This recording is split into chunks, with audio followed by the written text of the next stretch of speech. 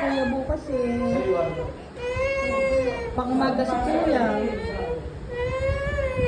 Kailangan niya gumising ng 5 a.m. Ay, 4. Dark pa yun. Kawawa na si Kuya. Hindi na lang sleep niya.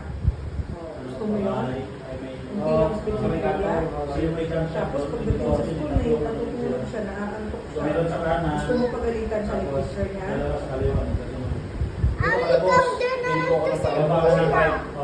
You will come there to save kuya.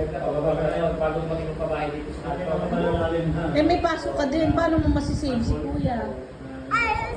Bago doon siya may tulay. Hindi lang maglalagad dito sa directory ko. Napakabot ng pabahay.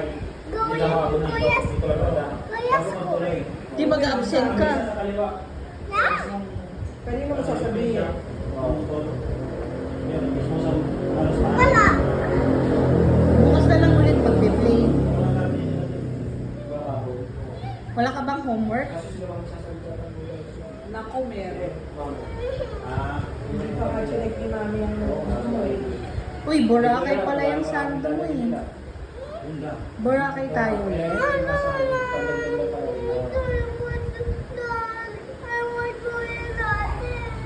Kasunod na nga nila mag-sleep. Kanina, nag-iisip ko lang ang lalagay dito. ayaw nyo naman mag-play. Kaya sabi ko pag-babalik dito sa tayo.